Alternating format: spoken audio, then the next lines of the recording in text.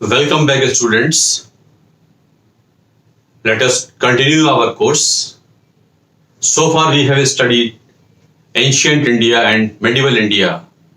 उसकी एक timeline हम study कर रहे हैं and hope you have well understood and revised the timeline of ancient and medieval India. उसके foundation क्या है, उसका background क्या है, ancient medieval का आपने समझ लिया होगा, नोट्स भी ले लिए होंगे और रिवाइज भी कर लिया होगा। अब आगे बढ़ते हैं और समझते हैं मॉडर्न इंडिया की टाइमलाइन।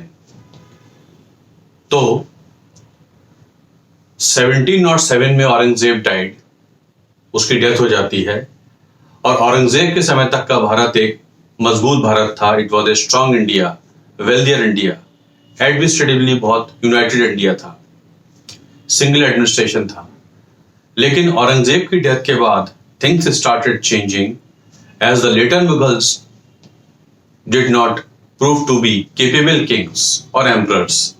वो सिस्टम को संभाल नहीं पाए और बिखरता चला गया भारत। तो क्या हालात रहे जब ऐसा हुआ, तो समझते हैं। वैसे तो मॉडर्न इंडिया 1707 से शुरू कर सकते हैं और थोड़ा पीछे जाते हैं। दिल्ली सल्तनत का एंड लगभग है और उसी समय 1498 में 1498 में Vasco da Gama, a Portuguese merchant, discovered ocean route to India. उसने समुद्री मार्ग खोज निकाला है। केप ऑफ गुड होप होते हुए दे केम टू कालीकट, कोझिकोड, केरल में पहुंच जाते हैं। ट्रेड वेस्टर्न वर्ल्ड से एंशिएंट समय से होता आ रहा है। अलेक्जेंडर के जो अभियान भारत की तरफ हुए थे, उसकी वजह से जमीनी मार्ग बन गए थे, लैंड रूट्स डेवलप हो गए थे और इस लैंड रूट से बहुत rich trade intercourse used to take place between the eastern world and the western world, and India used to earn lot of gold and silver around that time. ये सिलसिला चलता रहा था। एंशिएंट इंडिया में मैंने आपको बताया कि हूणों ने रोमन एम्पायर को बिल्कुल तहस नहस कर दिया था। उस समय व्यापार रुका था, लेकिन फिर रिज्यूम हुआ है और ये व्यापार चलता जा रहा था। लेकिन 15वीं सेंचुरी के मध्य में 1453 में टर्किश एक्सपेंशन हुआ है, जिसकी वजह से जो लैंड रूट्स हैं, इनसे व्यापार होना बंद हो जाता है। And that was the necessity of European world to find some alternative route to the eastern world, because Eastern world is very useful for them. This way, out of necessity, with the help of scientific developments, with the help of a spirit of adventure, they started surfing in the sea. वो sea में चलना शुरू कर देते हैं और इस तरीके से वास्को डा गामा ने 1498 में भारत के लिए साउथ अफ्रीकन कोस्ट से होते हुए भारत पहुंचता है। उससे पहले 1492 में Columbus had you can say reached the West Indian islands and he was in the search of ocean route to India, but he could discover these Bahamas and other islands now called West Indies. वो development एक अलग हो जाता है। Vasco da gamma के आने से एक ये यूरोप से फिर एक व्यापार शुरू हो जाता है।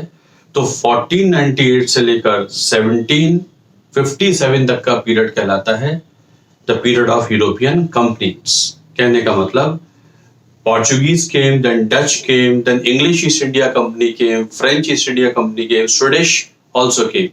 So various European countries started coming to India through ocean route and they all wanted to trade with the Eastern world. तो 1498 से या 1500 से लेकर बैटल ऑफ प्लासी 1757 तक का पीरियड यूरोपियन कंपनियों का है। कहने का मतलब है यूरोपियन कंपनियां यहाँ व्यापारियों की तरीके से आई हैं और भारतीय राज्यों के साथ मिलके व्यापार कर रही हैं। इंडियन पॉलिटिक्स भी चेंज होती जा रही है।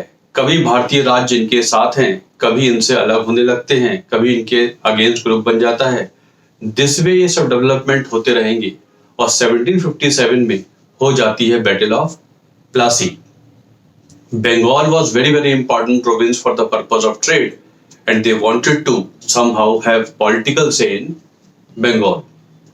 इधर मुगलों के बाद भारत में मराठास भी हैं, मैसूर भी है, हैदराबाद का निजाम भी है, अवध भी है, ये सारे राज्य हुआ करते हैं। तो इन सबको सब्जुगेट करने की कोशिश चलती रहेगी।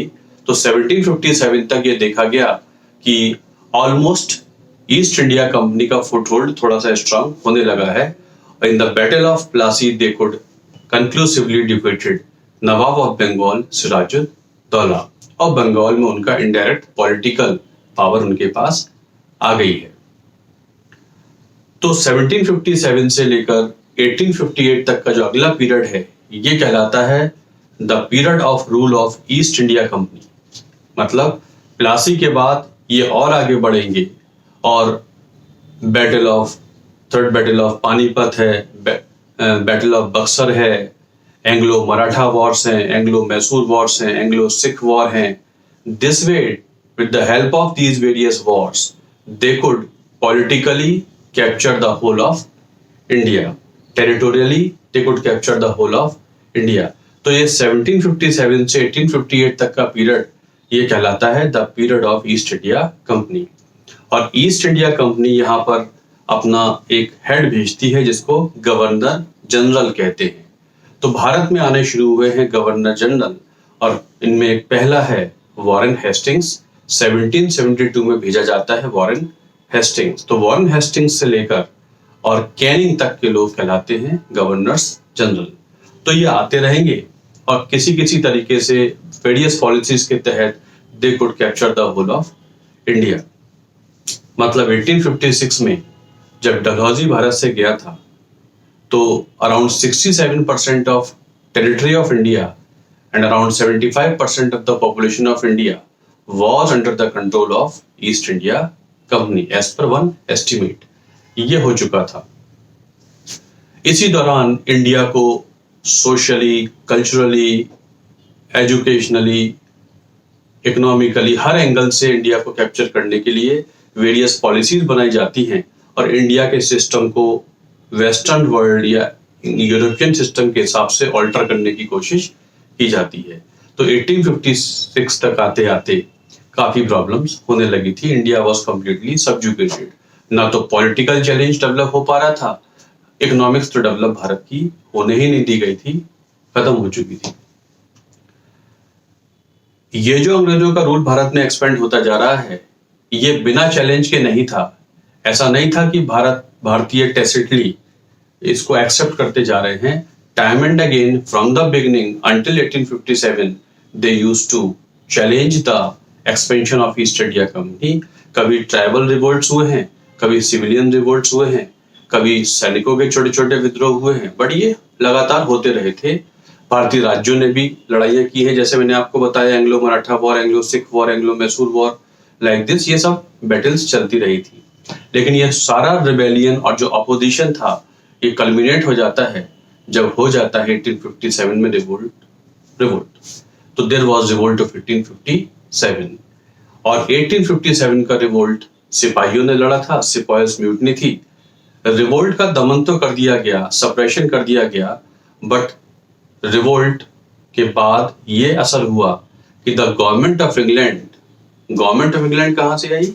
Basically East India company was working under the charter और लाइसेंस और लॉज फ्रेम्ड इन इंग्लैंड। उनके अंडर में काम करती थी। जैसे कि 1773 में रेगुलेटिंग एक्ट आ गया, उसके बाद पिट्स इंडिया एक्ट आ गया, फिर चार्टर एक्ट्स आने शुरू हो गए। तो कंपनी अनरेगुलेटेड नहीं थी।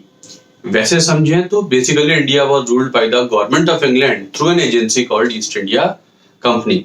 लेकिन रिवोल्ट में हालात कुछ ऐसे बने कि the government of England decided to end the rule of east India Company. इसलिए रिवोल्ट के बाद, रिवोल्ट का दमन हो गया था, रिवोल्ट के बाद the parliament of England passed an act in their parliament, act pass कर देते हैं, the act for better governance of India और गवर्नमेंट ऑफ इंडिया एक्ट 1858।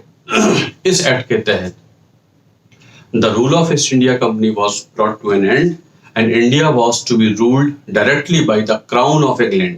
कहने का मतलब है जो बीच में एजेंसी हुआ करती थी ईस्ट इंडिया कंपनी, इसको खत्म कर दिया गया।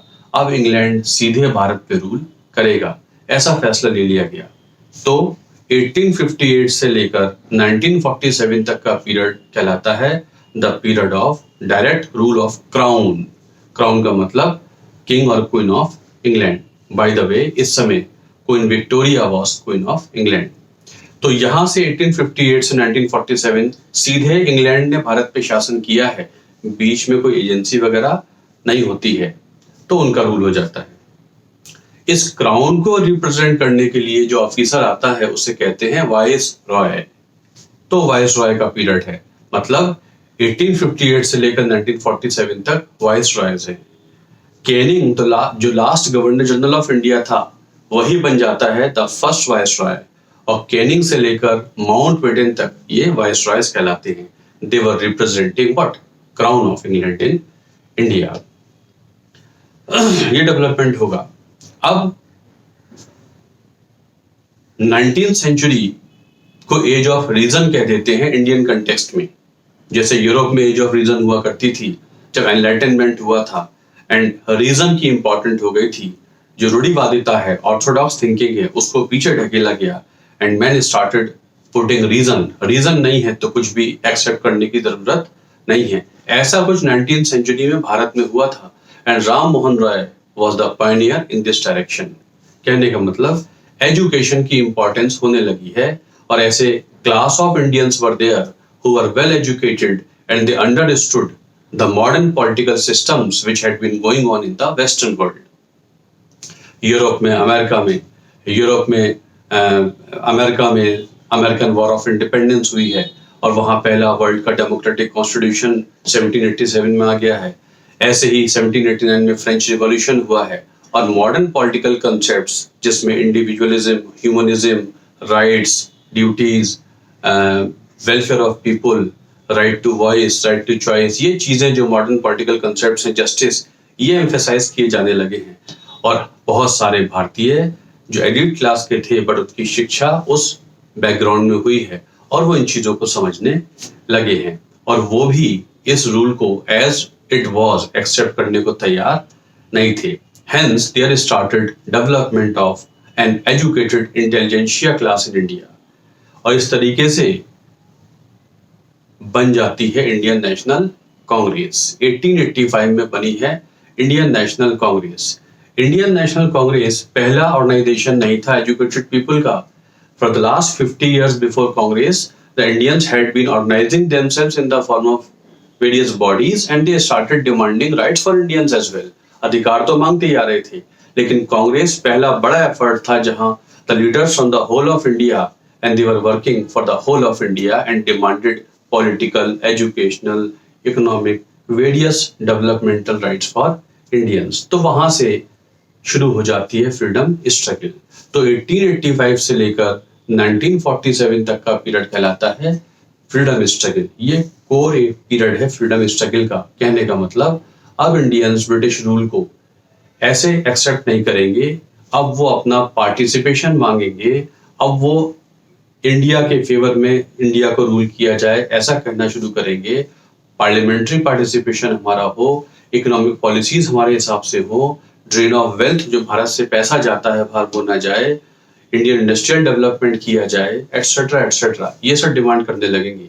तो शुरू हो जाती है फ्रीडम स्ट्रगल, मतलब ब्रिटिश रूल की उल्टी गिनती कांग्रेस फॉर्मेशन से शुरू हो जाती है।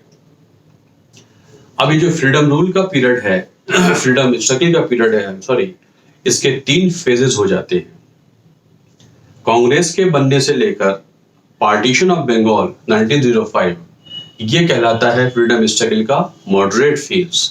मतलब ये हुआ इन दिनों फ्रीडम स्ट्रगल को वो लीड कर रहे हैं जो मॉडरेट हैं अपनी सोच में, अपनी डिमांड्स में, अपने मेथड्स में। ये ब्रिटिश रूल को एडवांस खत्म नहीं करना चाहते, ग्रेजुअली खत्म करना चाहते हैं, और स्वराज का एस्टेब्लिशमेंट चाहते हैं। जैसे कि दादा भाई नौरोजी हैं, गोपाल कृष्ण गोखले हैं, बदरुद्दीन तैयब जी हैं, मदन मोहन मालवीय भी शुरू में हैं, many more leaders are there. तो इनकी डिमांड कुछ इस तरीके से है, क्योंकि थोड़ा सा इनका प्रेस के जरिए से, पिटीशंस के जरिए से ये काम करते हैं, आंदोलन जैसा नहीं करते हैं, इसलिए इनको मॉडरेट नेशनलिस्ट कहा गया। तो ये 20 साल तक बेस बनाते रहेंगे फ्रीडम स्ट्रगल का। लेकिन 1905 में Curzon the viceroy was planning already and he did this particular thing, partition of Bengal. तो 1905 में बंगाल का विभाजन हो जाता है। बंगाल विभाजन के पहले ही कांग्रेस में ऐसी बातें उठने लगी हैं कि जो मॉडरेट्स हैं they should give way to new thought, new leadership in the form of Tilak हैं, लाला लाजपत राय हैं, बिपिन चंद्र पाल है, अरविंदो घोष हैं, क्योंकि 20 साल का जो आपका एफर्ट है उससे कुछ फ्रूटफुल नहीं सिद्ध हुआ है, कुछ हो नहीं पाया है, तो अंग्रेजों को ये भाषा समझ में नहीं आती। So they wanted to have the leadership of the freedom struggle in their hand, और वो इवेंट बन जाता है द पार्टीशन ऑफ बंगाल। तो 1905 से लेकर 1918 तक का पीरियड कहलाता है the period of extremist nationalist और मिलिटेंट नेशनलिस्ट। मतलब ये पेटिशन पर, प्रेस पर, इससे डेलिब्रेशन डिस्कशन पे बात नहीं करेंगे, ये तो आंदोलन के लेवल पे आ जाएंगे, प्रोटेस्ट मूवमेंट के लेवल पे आ जाएंगे। इस तरीके से बंगाल विभाजन से लेकर 1918 तक का पीरियड मिलिटेंट नेशनलिस्ट का है। इन्हीं दिनों तिलक हैं, अरविंदो घोष वगैरह हैं, ये सब एक्टिविटी का लेवल थोड़ा सा इंटेंस कर देंगे। मूवमेंट फेज में आ जाती है फ्रीडम स्ट्रगल, मतलब अंग्रेजों के एक्शन के खिलाफ अब लोग सड़कों पे आएंगे, अपोज करेंगे और रिफॉर्म्स की डिमांड करना शुरू कर देंगे। इस तरीके से मूवमेंट्स होने लगते हैं। तो पहला मूवमेंट हो जाता है एंटी पार्टीशन मूवमेंट और स्वदेशी एंड बायकॉट मूवमेंट, और सिंपली स्वदेशी मूवमेंट भी आप बोल सकते हैं। तो 1905 से 1908 तक चला है एक स्वदेशी मूवमेंट। पहली बार भारत में स्वदेशी डायमेंशन डेवलप होनी चाहिए ऐसा कहा जाने लगता है, चाहे वो शिक्षा हो, चाहे वो इंडस्ट्रियल डेवलपमेंट हो, चाहे वो पॉलिटिकल डेवलपमेंट हो, स्वदेशी मूवमेंट इसका नाम पड़ जाता है। मतलब अंग्रेजी चीजों का बायकॉट करना जरूरी है। 1908 में तिलक को जेल दे दी जाती है 6 साल के लिए।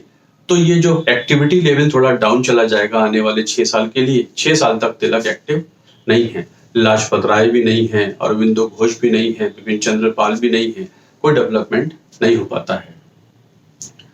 तिलक वापस आते हैं और 1916-17 में फिर सेकंड मूवमेंट होता है called home rule movement. Home rule, we want home rule, Swaraj is my birthright and I shall have it, said Tilak. तो एक आयरिश लेडी हैं, सोशियो रिलीजियस रिफॉर्मर हैं, एनी बेसेंट, जो ऑलरेडी चला रही हैं थियोसॉफिकल सोसाइटी अडयार मद्रास से, but now she had already joined Indian national Congress and she wanted कि भारत में शुरू किया जाए इंडियन होम रूल मूवमेंट जैसा कि आयरलैंड में चल रहा है। तो 1916-17 में तिलक और एनी बेसेंट एक मूवमेंट चलाते हैं, उसे कहते हैं होम रूल मूवमेंट। तो ये सेकंड मूवमेंट था, home rule movement. Home rule movement खत्म हो जाता है, पूरा इंडिया के जो लोग हैं वो पॉलिटिकली एक्टिवेटेड कर दिए जाते हैं और वो समझने लगे हैं कि सेल्फ रूल के बेनिफिट्स क्या क्या हो सकते हैं। होम रूल मूवमेंट खत्म हो जाएगा, भारत के लिए कुछ अनाउंसमेंट वगैरह किए जाएंगे और उसके बेस पे रिफॉर्म्स देने की तैयारी होने लगती है। 1918 तक आते आते एनी बेसेंट और तिलक बहुत एक्टिव नहीं है। ऐसे में ही फ्रीडम स्ट्रगल का आखिरी फेज शुरू हो जाता है, कहा जाता है Gandhian phase. Gandhi ji dominated, Gandhi ji का फेज है, लेकिन गांधी जी के साथ बहुत सारे लीडर्स हैं जो बहुत एक्टिवली पार्टिसिपेट कर रहे हैं। ऐसे में राजेंद्र प्रसाद हैं, वल्लभ भाई पटेल हैं, अबुल कलाम आजाद हैं, जवाहरलाल नेहरू हैं, सुभाष चंद्र बोस हैं। Many more leaders are there who are कि राजश्री राजगोपालाचारी हैं, चित्तरंजन दास हैं, ये सब अपना अपना कंट्रीब्यूशन दे रहे हैं। गांधी जी चूंकि डोमिनेट करते हैं तो गांधीयन फेज भी इसको कह दिया जाता है। तो 1918 से 1947 तक का ये गांधीयन फेज है। गांधी जी भारत में 1915 में आ चुके हैं और 1917 से 18 तक गांधी जी लोकल मूवमेंट्स में इन्वॉल्व रहे हैं। गोखले उनके जो पॉलिटिकल मेंटोर हैं, उन्होंने ऐसा ही बोला है कि भारत के बारे में पहले जानिए फिर एक्टिवली काम कीजिएगा। तो गांधी जी ने चंपारण सत्याग्रह, इंडिगो फार्मर्स के लिए लड़ाई की है, अहमदाबाद मिल्स स्ट्राइक में कॉटन मिल वर्कर्स के लिए काम किया है, खेड़ा गुजरात में किसानों के लिए काम किया है। मतलब वो छोटे छोटे मूवमेंट में काम करते आ रहे हैं। लेकिन 1919 में एक ऐसी वजह बन जाती है जिसमें गांधी जी को एक ऑल इंडिया सत्याग्रह करना पड़ता है, and that was the Rowlatt Satyagraha. Parliament ने इंडिया में एक रॉलेट बिल पास करने की बात की है और उसका पहला बिल पास कर भी दिया है। रॉलेट एक्ट या रॉलेट बिल में ये लिखा हुआ है कि अगर कोई भी रिवॉल्यूशनरी एक्टिविटी में पाया जाएगा, सरकार के खिलाफ काम करेगा, तो उसको डिटेन कर लिया जाएगा और कोर्ट में जाने की अनुमति नहीं होगी। इसको लेके गांधी जी ने रॉलेट सत्याग्रह किया है। तो 1919 में हो जाता है रॉलेट सत्याग्रह। इसी सत्याग्रह में जलियांवाला बाग मैसेकर भी हो जाता है। जलियांवाला बाग मैसेकर। गांधी जी रॉलेट सत्याग्रह वापस ले लेते हैं।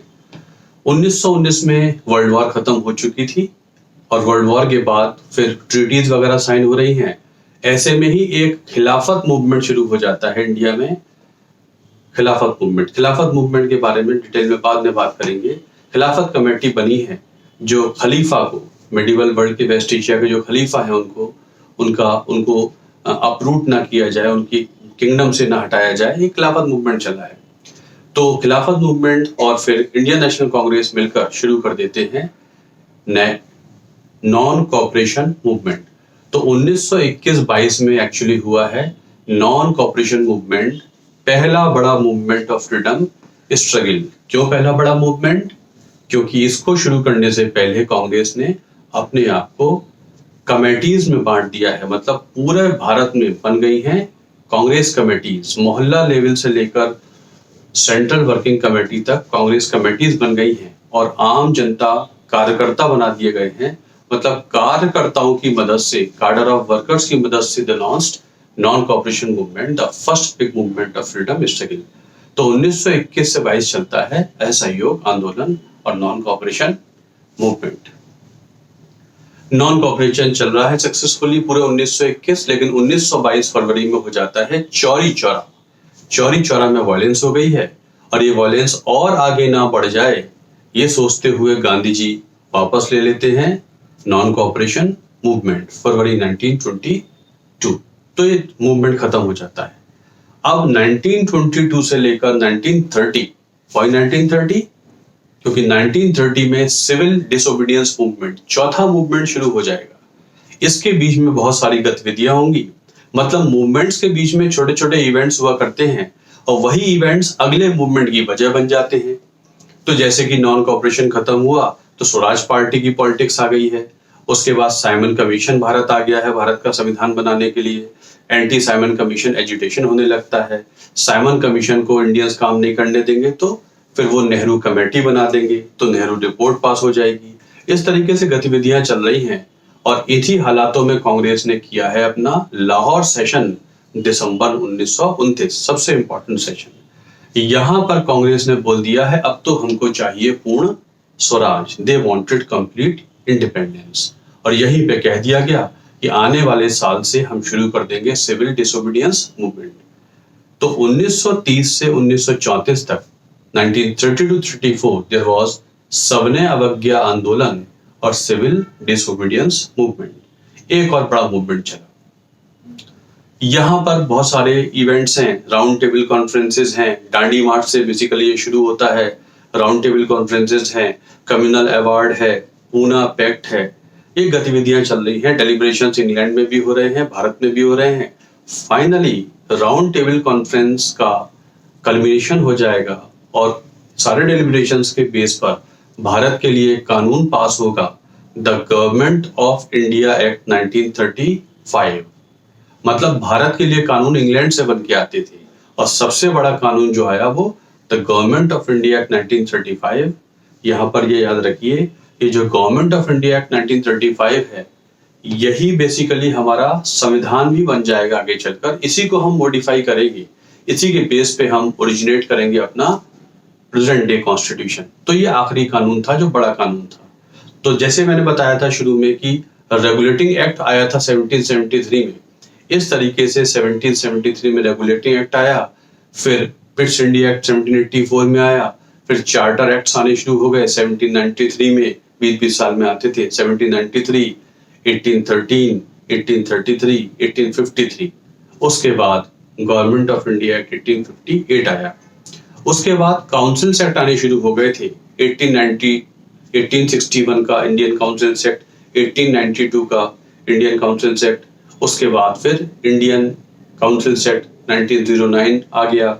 उसके बाद गवर्नमेंट ऑफ इंडिया एक्ट 1919 आ गया। उसके बाद आया गवर्नमेंट ऑफ इंडिया एक्ट 1935। मतलब ये इंडिया का पार्लियामेंट्री डेवलपमेंट है, गवर्नमेंटल डेवलपमेंट है, एग्जीक्यूटिव ब्रांच भी डेवलप हो रही है, पार्लियामेंट्री ब्रांच भी डेवलप हो रही है, जुडिशरी भी डेवलप हो रही है। ये सारे एक्ट कुछ कुछ डेवलप करते चले जाएंगे। तो गवर्नमेंट ऑफ इंडिया एक्ट 1935 आ गया है। इस गवर्नमेंट ऑफ इंडिया एक्ट को इंडियंस एक्सेप्ट करने को तैयार नहीं है, लेकिन इसमें एक क्लॉज ये है कि इंडियंस प्रोविंसेस में अपनी गवर्नमेंट बना सकते हैं, मतलब प्रोविंशियल ऑटोनॉमी दी जा सकती है। इसलिए सारी पार्टियां इलेक्शन लड़ेंगी इस नए कानून में।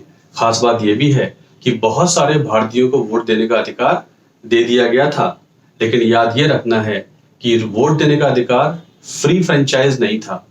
या तो प्रॉपर्टी क्वालिफिकेशंस हैं या इनकम क्वालिफिकेशंस हैं, मतलब जिसकी इतनी इनकम है या जो इतनी प्रॉपर्टी होल्ड करता है उसी को वोट देने का अधिकार है। फिर भी काफी ज्यादाओं को वोट देने का अधिकार पहले समय के मुकाबले दे दिया गया था।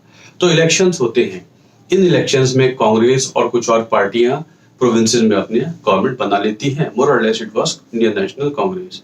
तो 1937 से 1939 तक चलता है the period of Congress ministries, मतलब राज्यों में कांग्रेस की सरकारें हैं। और पहली बार भारतीय बने हैं मुख्यमंत्री, उन दिनों प्रीमियर कहते थे। मतलब राज्य में अब मुख्यमंत्री भी भारतीय है, मंत्री भी भारतीय हैं, गवर्नर जो है वो ब्रिटिश है, लेकिन काफी सारे अधिकार मुख्यमंत्रियों के पास आ गए हैं। लेकिन 1939 तक आते आते सेकेंड वर्ल्ड वॉर शुरू हो गई है। सेकेंड वर्ल्ड वॉर में इंडिया को भी ले गए हैं वाइसरॉय और इंग्लिश गवर्नमेंट, और ये कांग्रेस को एक्सेप्टेबल नहीं है। इसलिए वो राज्य की सरकारों से इस्तीफा दे देते हैं और एक नया मूवमेंट लॉन्च करने की बात कांग्रेस करने लगती है, या कांग्रेस के कुछ लोग कहने लगते हैं। इसलिए 1940 से 1942 तक का पीरियड एक और छोटा सा फेज बन जाता है। क्योंकि वर्ल्ड वॉर है, गवर्नमेंट के पास स्पेशल पावर्स हैं, ऐसे में मूवमेंट लॉन्च करना सही नहीं होगा, ऐसा लॉजिक भी दिया जा रहा है। कुछ कहते हैं नहीं, लॉन्च करना ही चाहिए। फाइनली 1940 से 1942 तक लिनलिथगॉव ऑफर है, जिसे अगस्त ऑफर कह देते हैं, क्रिप्स मिशन है, इंडिविजुअल सत्याग्रह है। फाइनली 1942 में स्टैफर्ड क्रिप्स को इंग्लैंड से भेजा जाता है कि इंडियंस को मनाइए कि वो सेकेंड वर्ल्ड वॉर में अपना एफर्ट दे दे और हम उनके संविधान के बारे में बात करना शुरू कर सकते हैं। लेकिन क्रिप्स मिशन 1942 में फेल हो जाता है। इसके बाद फिर कांग्रेस भी अब डिले नहीं करेगी और लॉन्च कर देंगे 1942 अगस्त में क्विट इंडिया मूवमेंट। आखिरी मूवमेंट लेकिन सबसे बड़ा मूवमेंट। ऑल इंडिया, सभी sections of the society, every branch was participating in the quit India movement. लेकिन चूंकि वॉर का समय है, क्विट इंडिया को सप्रेस कर दिया जाता है, दमन इसका कर दिया जाता है। सभी नेताओं को कांग्रेस की जेल में डाल दिया जाता है, सभी जेल में हैं, कोई भी बाहर नहीं है। सुभाष चंद्र बोस भारत से बाहर जा चुके हैं, इसलिए कोई भी भारत में नहीं है मूवमेंट चलाने के लिए। तो 1942 से लेकर 45 तक कोई खास गतिविधियां नहीं होती हैं। Second world war is on, वो चलती है। 1945 में सेकेंड वर्ल्ड वॉर खत्म हो जाएगी एंड देन सभी लीडर्स को रिलीज कर दिया जाता है और सभी पार्टियों के साथ, मुस्लिम लीग भी इंपॉर्टेंट पार्टी हो चुकी है, सभी पार्टियों के नॉमिनीज को बुलाया जाता है शिमला में। तो जून 1945 में होती है शिमला कॉन्फ्रेंस। वहां भारत का एक सॉल्यूशन निकालने की कोशिश की जाती है कि राज्य सरकारें तो आपकी हो गई हैं, सेंट्रल गवर्नमेंट भी मोर और लेस आपकी ही बना देते हैं, बट कुछ ब्रिटिश एसोसिएशन रहेगा, ऐसा ऑफर दिया जाता है। लेकिन शिमला कॉन्फ्रेंस भी फेल हो जाती है, किसी कंक्लूजन पर पॉलिटिकल पार्टी इंडिया की नहीं पहुंच पाती है। उधर वर्ल्ड वॉर कंक्लूड होने के बाद इंग्लैंड के हाउस ऑफ कॉमन्स के चुनाव हुए हैं, इलेक्शंस हुए हैं, और वहां पर लेबर पार्टी की गवर्नमेंट बनी है और क्लीमेंट एटली बना है प्राइम मिनिस्टर। यहां यह जान लेना जरूरी है, लेबर पार्टी का स्टांस थोड़ा प्रो इंडिया होता है। तो लेबर पार्टी की जो गवर्नमेंट आई है, ये भारत के थोड़ा सहयोग करती है और लेबर पार्टी ने फिर भारत को छोड़ने का फैसला किया है। इस तरीके से वो भेज देते हैं भारत कैबिनेट मिशन। तो 1946 में भारत आ जाता है cabinet mission with A cabinet mission plan. इसमें ये कह चुके हैं, ऑफिशियली कह चुके हैं कि we are ready to leave India. Date नहीं दी है, भारत हम छोड़ने को तैयार हैं, लेकिन उससे पहले आप अपना एक कॉन्स्टिट्यूशन बनाइए और इसके लिए हम बना रहे हैं आपकी कॉन्स्टिट्यूएंट असेंबली, और ये डिटेल्स हैं कॉन्स्टिट्यूएंट असेंबली के।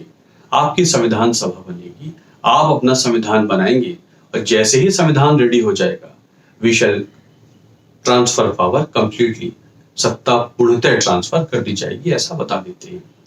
कैबिनेट मिशन प्लान पर 1-2 महीने मीटिंग चली है, लेकिन फाइनली अगेन कुछ कंक्लूजन नहीं निकलता है।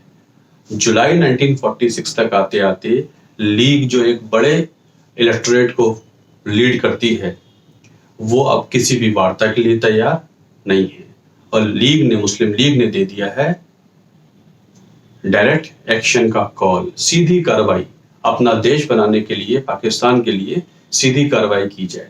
ऐसे में भारत कुछ सिविल वॉर कंडीशंस में आ चुका है, गृहयुद्ध जैसे हालात बन चुके हैं। इन्हीं हालातों को देखते हुए, वैसे तो ब्रिटिश रूल ऑलमोस्ट खत्म हो चुका है, उनके पांव उखड़ ही चुके थे, ये सब देखते हुए, हालात देखते हुए, और लेबर पार्टी कह ही चुकी है 1947 फरवरी में वहां से अनाउंसमेंट हो जाता है इंग्लैंड से कि we shall leave India by 30 June 1948, 47 नहीं 1948, 1948 जून तक हम भारत छोड़ देंगे, संविधान बनाने का काम शुरू किया जाए। इस दौरान फिर ये भी बोल देते हैं कि माउंटबेटन को हम भेजेंगे, Mountbatten will look after the transfer of power. March 1947 में Mountbatten took over from Wavell, viceroy Wavell था इससे पहले। माउंटबेटन भारत में आता है, सभी पार्टियों के लीडर्स से वो डिस्कशन टॉक्स शुरू कर देता है। कोशिश तो ये है कि एक यूनाइटेड इंडिया को इंडिपेंडेंस दे दी जाए, लेकिन ऐसा संभव नहीं है, और ये सारी रिपोर्ट वार्ताओं के बेस पर वो इंग्लैंड गवर्नमेंट को भी देता है, और ये कंक्लूजन निकल आता है कि सत्ता एक नहीं 2 देशों को सौंपी जानी है। ये सब होने के बाद 3 जून 1947, 3 जून 1947, it was officially announced that the power is being transferred to 2 dominions, India and Pakistan. इसको पार्टीशन प्लान ऑफ इंडिया भी कह देते हैं। ये सभी एक्सेप्ट कर चुके हैं, कुछ खुशी से, कुछ कम खुशी से। फाइनली तो ये हो ही गया है, और यहीं पर डेट दे दी गई है कि इट विल बी 15 अगस्त 1947। ये जून 3 प्लान इंग्लैंड की पार्लियामेंट में भी पास हो जाता है, तो इसका नाम पड़ जाता है इंडियन इंडिपेंडेंस एक्ट 1947, और इस एक्ट से, इंस्ट्रूमेंट से इंडिया गॉट इंडिपेंडेंस। 15 अगस्त 1947 को क्राउन ने जो पावर ली थी 1858 गवर्नमेंट ऑफ इंडिया एक्ट के तहत, वो लैप्स कर जाएगी, ऐसा इसमें लिखा हुआ है। क्राउन का रूल 15 अगस्त 1947 तक खत्म हो जाता है। तो ये ब्रीफ टाइमलाइन है मॉडर्न इंडिया की। मॉडर्न इंडिया बहुत हैपनिंग पीरियड रहा है। यहाँ पर ऐसा नहीं है कि ये जो टाइमलाइन बताई है, और भी बहुत सारी विचारधाराएं हैं। कम्युनिस्ट मूवमेंट अपनी जगह है, सोशलिस्ट पार्टी अपनी जगह बनी हुई है, किसान मूवमेंट बहुत बड़ा मूवमेंट है, छोटे छोटे जगहों पर भी मूवमेंट हो रहे हैं, और एक बहुत बड़ी ब्रांच रही रिवॉल्यूशनरी नेशनलिस्ट। ये वो हैं जो ना मॉडरेट्स की बात समझ में आ रही है, ना मिलिटेंट नेशनलिस्ट की बात समझ में आ रही है, ना गांधीयन बात समझ में आ रही है। हमारे अपने मेथड्स हैं, हमारी लैंग्वेज बॉम्ब्स एंड पिस्टल्स की है। तो फिर देखते हैं कि चापेकर बंधुओं से लेकर फिर प्रफुल्ल चाकी, खुदीराम बोस, सुभाष चंद्र बोस बाद में हो जाएंगे, this Bhagat Singh, Chandrashekhar Azad, Rajendra Lahiri, Ram Prasad Bismil, Surya Sen, many more are there.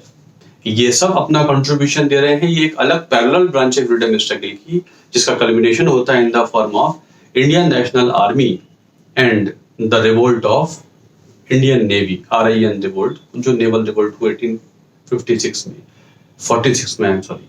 तो ये डायमेंशंस भी इसमें हुआ करती हैं। इसी दौरान एजुकेशन का डेवलपमेंट क्या हुआ, इंडस्ट्रियल डेवलपमेंट क्या हुआ, कैसे इंडियन इकोनॉमी डेवलप होती चली गई, एजुकेशन का डेवलपमेंट, वीमेन का कंट्रीब्यूशन क्या रहा है इसमें, इंडियंस ने फ्रीडम स्ट्रगल भारत के बाहर क्या लड़ी, किन विदेशियों ने भारत की मदद की, ये सारे डेवलपमेंट भी इसी पीरियड में होने लगते हैं। कैसे कैसे कमीशंस बने और ये डिफरेंट थिंग्स हुआ करती हैं। दिस वे कई सारे डायमेंशंस के साथ खत्म हो जाती है modern India, and India entered this post independent period. 1947 के बाद तक का। तो बच्चों ये ब्रीफ लाइन थी मॉडर्न इंडिया की। आज हम कंक्लूड कर लेते हैं chronology, ancient India, medieval India and modern India. आशा करता हूं आपने इसे बहुत ठीक से समझा होगा, अपने नोट्स बनाए होंगे। आपकी पढ़ाई चल रही है, आपके नोट्स जरूर होने चाहिए, रिवीजन के बिना कुछ नहीं होता। आप अपने नोट्स रिवाइज करेंगे। अब हम अगले लेक्चर से शुरू कर देंगे अपनी पढ़ाई, अगले स्टेप पर, अगले लेवल पे ले आएंगे और इंडस वैली सिविलाइजेशन को डिस्कस करेंगे। अब आपको फिर पीछे ले जाऊंगा और घुमा के लाऊंगा हड़प्पा एंड मोहनजोदारो, और देखते हैं कि उस समय से लेकर और कैसे 2019 तक राखी गढ़ी हरियाणा में जो डेवलपमेंट हुए हैं और एक्सकेवेशन से हमको नई नई बातें पता लगी हैं, या गुजरात में आयरन एज के कुछ साक्ष्य मिले हैं। पुरानी और नई बातों को बिठाते हुए, साथ लेते हुए we will discuss Indus valley civilisation. सभी के लिए है एग्जाम, सभी इसे देंगे। मेरे लेक्चर से फायदा सिविल सर्विसेज में तो स्ट्रेट अवे होना है। UP PCS, MP PCS, Bihar PCS या एसएससी के एग्जाम में भी छोटे मोटे क्वेश्चंस खूब मिलेंगे आपको। इसे बहुत ध्यान से सुनिए, प्रॉपर्ली पढ़िए। पढ़ाई can change everything, education can bring a big revolution. मैं आपको बता देता हूँ, खूब मेहनत से पढ़िए। कॉमन लोगों का एग्जाम है, बस अनकॉमन तरीके से करना पड़ता है, एक्स्ट्राऑर्डिनरी एफर्ट देना पड़ता है। ऑर्डिनरी लोग देते हैं, उनका सिलेक्शन होता है। कहीं सिलेक्शन में कोई दिक्कत नहीं है, बस यहां बिठा लीजिए, थॉट यहां प्लेस कर दीजिए, फिर देखिए सिलेक्शन को कोई रोक नहीं सकता। आप बहुत मेहनत करेंगे, आप प्रॉमिस करिए। आपके साथ आपसे ज्यादा मेहनत करने के लिए मैं तैयार हूं। तो इसको वाइंड अप करते हैं। Thanks a lot and keep working hard and try to remain healthier. Thank you once again.